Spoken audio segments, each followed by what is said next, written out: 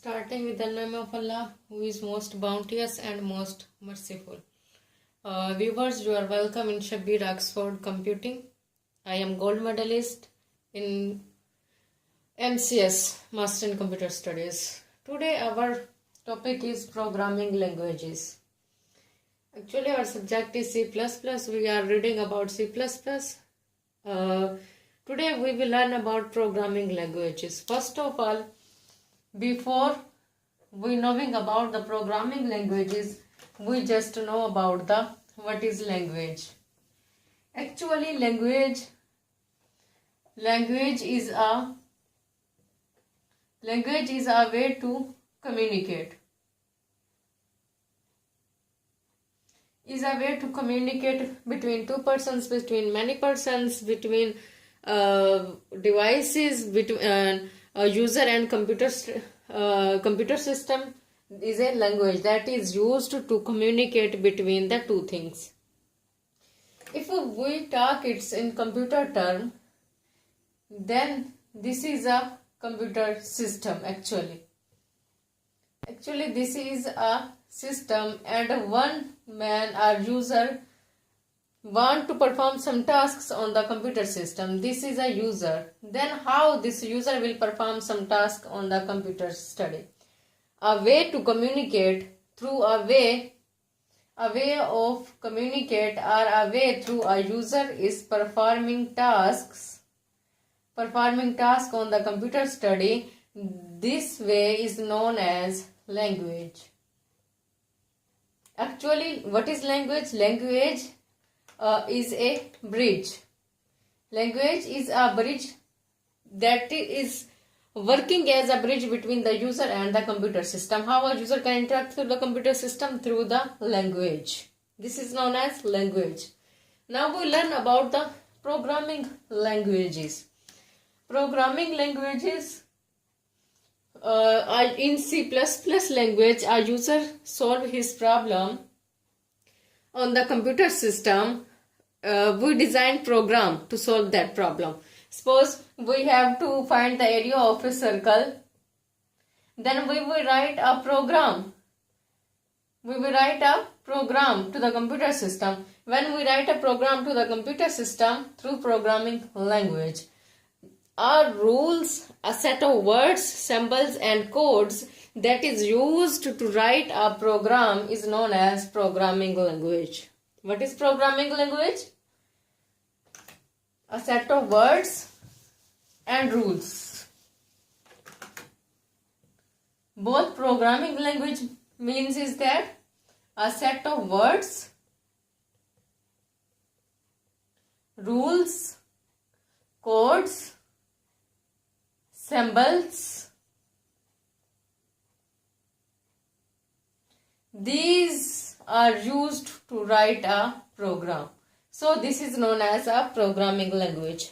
Actually, in terms of computer studies, there are several computer languages, but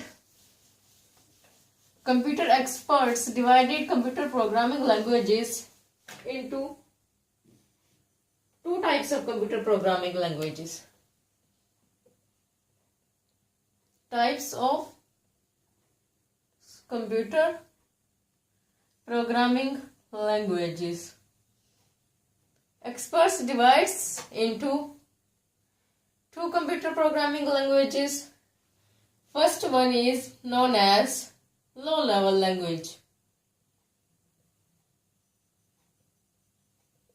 and the second one is known as high-level language.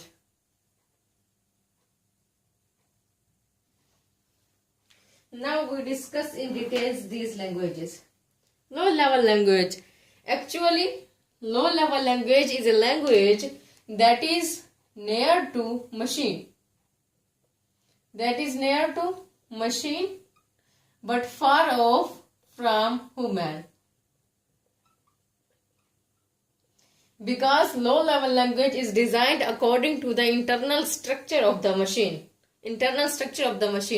So it is difficult to understand a man and every man, that is not experts, that is normal users, for beginners.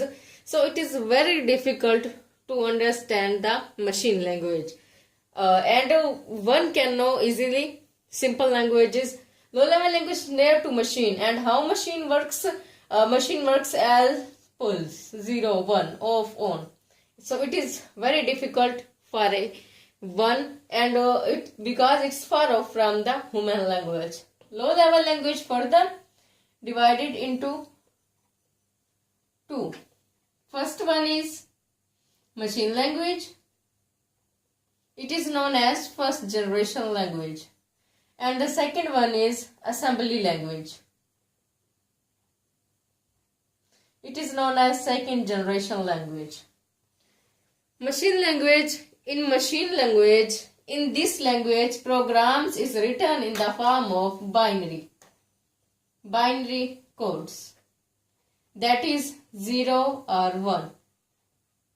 So it is very difficult. It is very difficult to understand, to learn, and to teach, to write programs, to interact with the computer system. So it was known as first generation language. To overcome its developed it into assembly language, that is known as second generation language. In assembly language used mnemonics. Actually this shows that such type of a keyword, like if in a program we want to add two things such as a plus b, then here in assembly language we will use add. Add is a mnemonics a and b. Firstly we will move a into the register and value of b added into the AX. This was better than machine language, but it was not efficient to work. So this is also developed into the higher languages. Now we talk about the high level language. High level language actually is near to human language. And far off from machine language. Why we say it far off from the machine language? Because it is a simple format like English format. Not a simple English format, but for some extent we can say it in English format. There are so many high level languages. We further divide into procedural language, OOP, object oriented language, non-procedural language, so on. There are many languages. But the languages that we have to concern our focus on the higher level language is that C++. There is more high level languages available such as C, Basic. Basic is good for the beginners.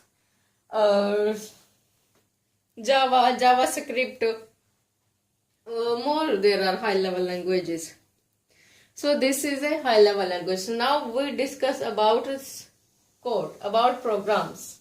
When we write programs in high level languages, then the types of programs. How many types of programs are program written in a high level languages? There are two types of codes.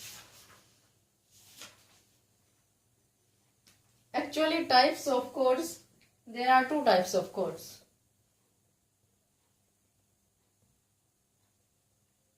Types of codes. There are two types of codes, which is known as source code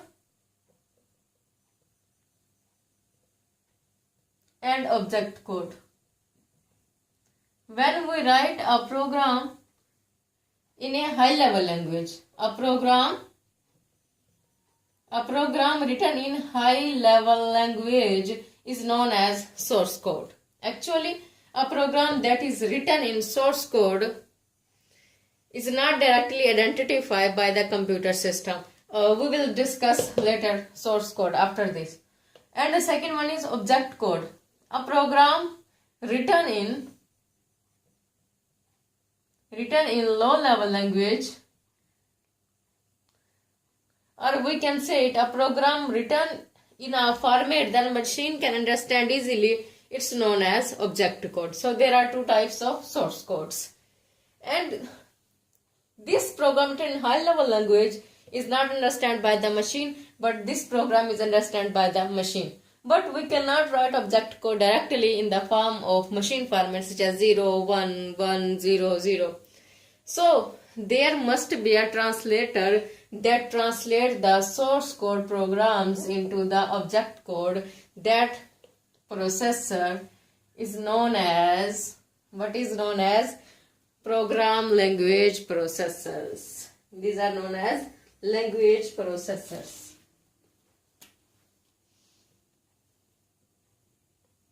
This is known as language processor.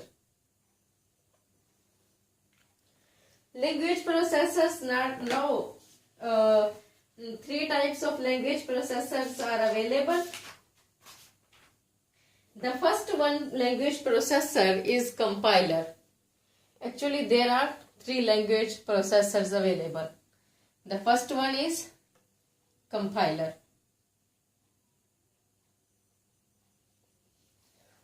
Now we compiler. Second one interpreter, and third one assembler. Now first we discuss compiler. Actually, compiler is a language processor, language translator that translates a program written in source code.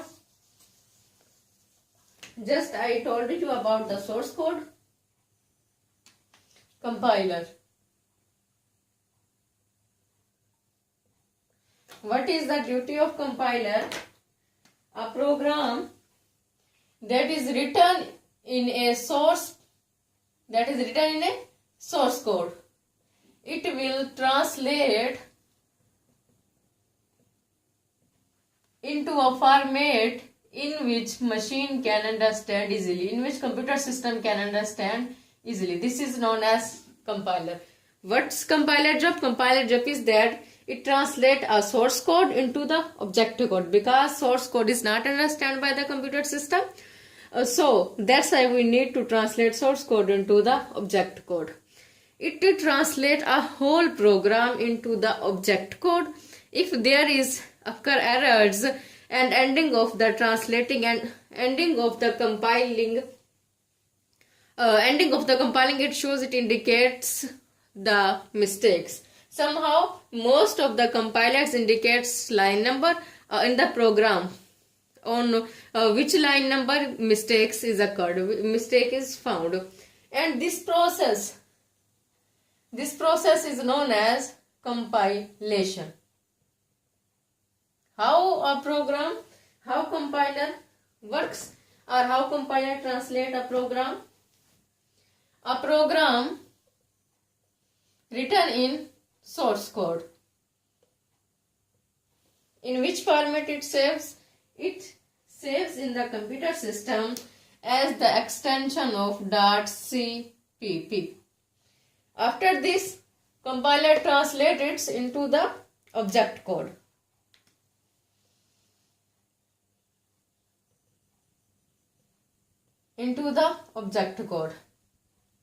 And in object code, its extensions will be .obj. ABC will be the program. Whatever is the name of the program, you can save. Source code translates into the object code, and after it's also execute. When a program written in source code translate into the object code, and then compiler executes a set of instructions, because we know that a set of instruction is known as program. So a set of instructions that is converted from the source code to object code, now it will be executed code or execute format that after will show output. When it's execute, it will be saved as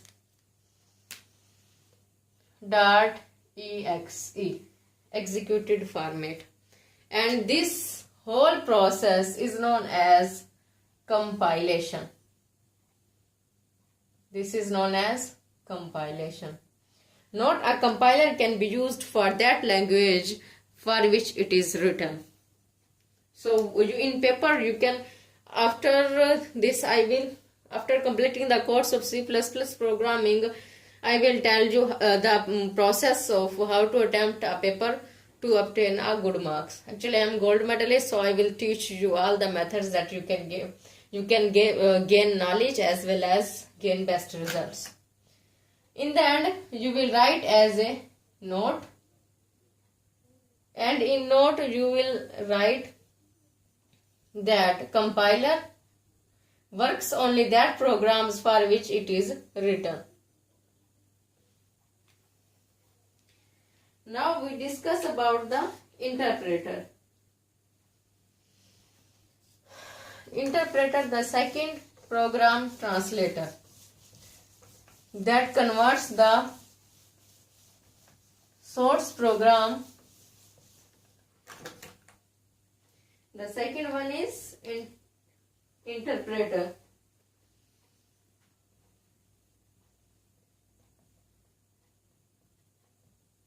Actually, interpreter is also a translator, is also a programming translator that translates only one statement at a time. It translates only one statement at a time. After it executes, then it translate another statement, then it execute, and if error is occur, it stops immediately and shows the error. Actually, this is good that we can find error immediately, but it is very slow. Interpreter is also work. It does not produce an object code such like of compiler, because compiler source codes translating into the object code. It was not create object code. Source code, one line of source code, it executes one line. If there is error, then it will, if error is occurring, suppose in third statement, then it will stop its working and shows that their error is occurred. You first have to remove the error. And the third one is assembler. Actually, assembler was designed specifically for the assembly language. It takes assembly language program, translate into the object code that is understandable by the machine language. Okay, today my aim that I will teach you programming language and programming translator. Inshallah, in next lecture we will start our chapter number 2, C++ programming languages for BS students and BSc students. Kindly subscribe my channel, and you can ask any question in comment section, or you can ask any question in comment section. Inshallah, I will try to give you answer. For that time, thank you for watching, and Allah Hafiz.